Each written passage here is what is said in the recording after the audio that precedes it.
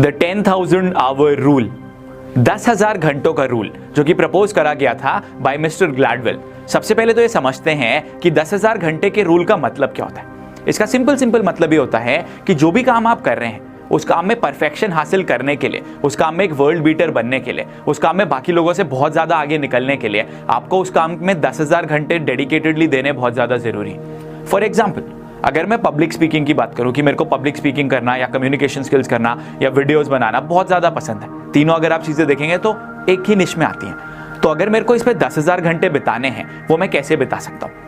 या तो मैं रोज का 10 घंटा इसके ऊपर लगाऊं। अगर मैं रोज के 10 घंटे लगाता हूं तो तकरीबन 3 साल में मैं काफी हद तक इसमें बहुत ज्यादा आगे निकल सकता हूं। परफेक्शन वर्ड का इस्तेमाल नहीं करते हैं, बिकॉज परफेक्शन अगर देखा जाए तो शायद कोई भी कभी भी परफेक्ट नहीं बन पाता है। There is always a scope for improvement, but yes, you become much better than a lot of other people.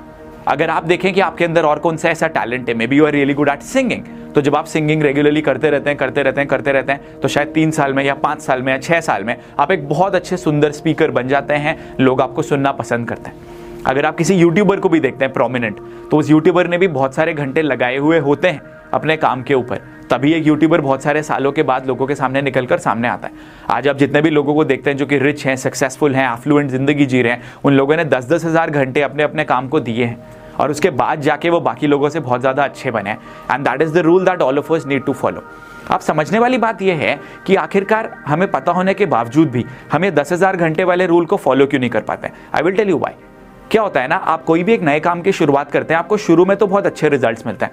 आप शुरू में जिम गए, एफर्ट्स डाले, पहले 1 हफ्ते में बहुत अच्छे रिजल्ट्स मिलते हैं। थोड़ा सा जब आप और आगे चलते हैं तो एक प्लेटो वाला फेज आ जाता है, यानी कि आप एक जगह पे जाके अटक जाते हैं। अब जब आप ऐसे एक जगह पे जाके अटक गए हैं तो आपकी ग्रोथ होनी कम हो जाती है, इंप्रूवमेंट होना कम हो जाता है, रिजल्ट्स दिखने कम हो जाते हैं। मैक्सिमम लोग इस लेवल पे पहुंच के क्विट कर देते हैं क्योंकि उनको लगता है यार ये काम तो अब आगे बढ़ेगा ही नहीं।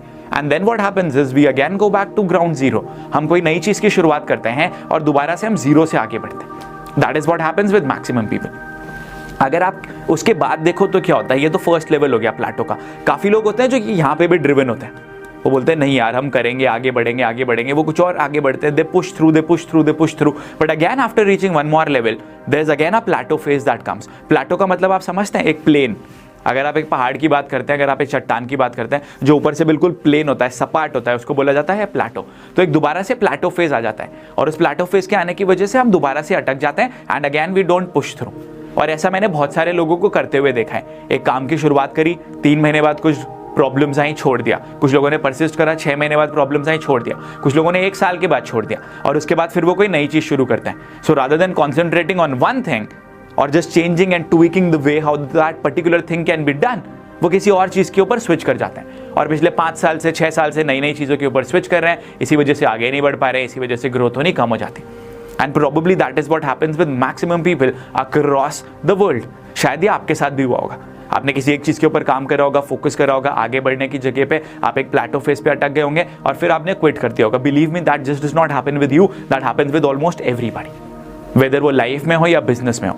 And that is the reason why we need to follow the 10,000 rule, 10,000 hours rule. अब कई लोग ये भी बोल सकते हैं कि राहुल अगर हम बहुत समय तक एक ही चीज को फॉलो कर रहे हैं और हमारे पास रिजल्ट्स नहीं आ रहे हैं, तो आपको समझना पड़ेगा 2 चीजें। अगर आपके पास रिजल्ट्स नहीं आ रहे तो पहला, क्या आजकल के मार्केट के रिक्वायरमेंट के हिसाब से ये चीज जरूरत है? अगर रिक्वायरमेंट के हिसाब से जरूरत नहीं है तो मैं इसके ऊपर क्या ट्वीक कर सकता हूं कि जो मेरा काम है, क्या चेंजेस ला सकता हूं कि जो मेरा काम है मैं उसी सेक्टर में काम भी करता रहूं, लेकिन आसपास के मार्केट के हिसाब से एज पर टुडेज मार्केट हम चेंजेस करें। एक एग्जांपल देता हूं मैं आप लोगों को टी सीरीज का। अगर आप देखें टी सीरीज के बारे में, टी सीरीज पहले म्यूजिक सीडीज बनाते थे, कैसेट्स बनाते थे, सेल करते थे।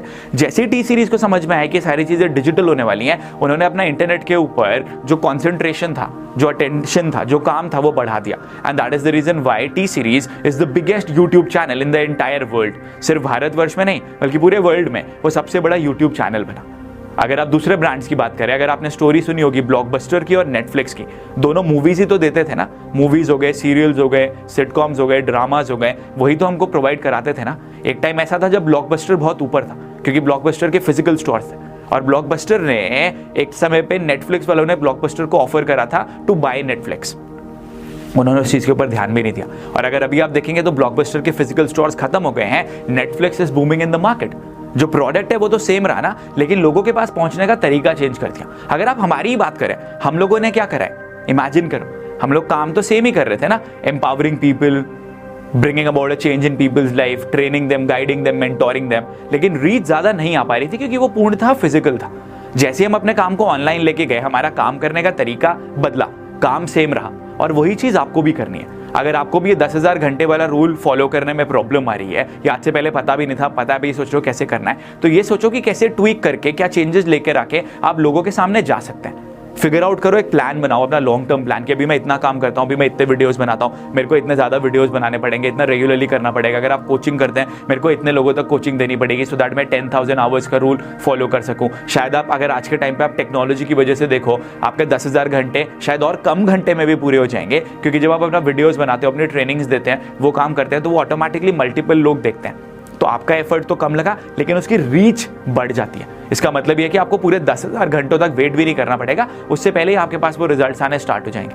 But believe me, once you start focusing on this, once you start working on a long term basis, you would realize that that plateau phase would come, and that comes in the lives of everybody. And as your mentor, अब मैं physically घर घर आके तो हर किसी को नहीं सिखा सकता, but virtually it is my duty to empower you with such content, so that आपको समझ में आए कि क्या चीज़ हमारी लाइफ में लैकिंग है, कैसे हमको वो एफर्ट्स डालने हैं, और कैसे हमको लाइफ में आगे बढ़ना है। As your mentor, it is my duty, and I will continue doing that. Hope you have understood the 10,000 rule. Figure out what will work for you. What is the domain or the niche wherein you want to work. Go in that niche. Change the terminologies, change the workflow. अगर उस चीज़ से result नहीं आ रहे तो, but don't quit. जो market में डटा रहता है, वो जीतता है, वो आगे बढ़ता है, वो बाकी सबको हराता है. He pushes through and then he wins. Before I conclude this video, मैं आप लोगों को एक कोटेशन देना चाहता हूँ that will make you really motivated. A river cuts through the mountain.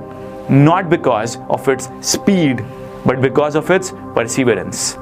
एक नदी एक पहाड़ को काटती है अपनी तेजी की वजह से नहीं, बट बार बार लगातार निरंतर प्रयास करके उस माउंटेन को वो काटती हुई निकल जाती है. And that is what you got to do as well. Persist and you would win.